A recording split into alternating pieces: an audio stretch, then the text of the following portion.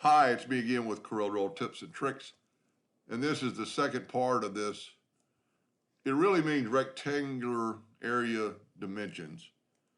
He just abbreviated it for the deal. And I made a bad example on the first one.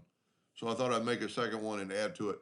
What it's going to do, it's going to measure the rectangle that shape is. It's going to measure the rectangle of that star. I used a square. So let's just say this circle is 3.182. 3.182. And now if you notice now I've got it in the center of my object because I changed the text position to center. So now it's going to this is 5.8 circle. I just happened to hit it perfect on an even number, I guess. But it's same thing here, it's a star. It's actually measuring the rectangle. If you look, this star is 3.26 by 7.8. And because it is let's don't erase the rectangle. Let's move this out of the way. And let's prove this by holding down the shift key and double clicking the rectangle tool. That's what it's measuring. So if you look, it's the same measurement. It's just putting a rectangle around that object, I guess, that you can't see.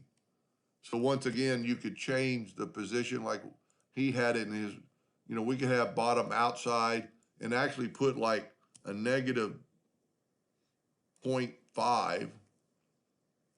And then when we select it, it's going to put a label negative 0.5 from the bottom. Let's put this at just 0 and do it. And now it may be going to put it right on the bottom, touching that outer edge.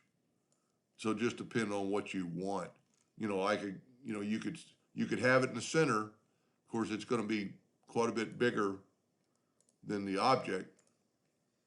And so that might not work when you're labeling, but you can always move it around. This would be good if you were showing a customer. Just like in the other videos, we're going to, just delete that. If we want to know the area of this with this treat selected of single object. So we've got a square, if you had a plaque and it's 8 inches by 8 inches and this thing's just going to barely fit in there. If you did it that way, and like before, we can grab all these items, hold down the shift and double click on the rectangle tool, and there's that same dimension. Pretty cool free macro. I'll put a link again. I've got a link to it on part 1. I'll put a link on to part 2. Hope that helped. Thank you for watching.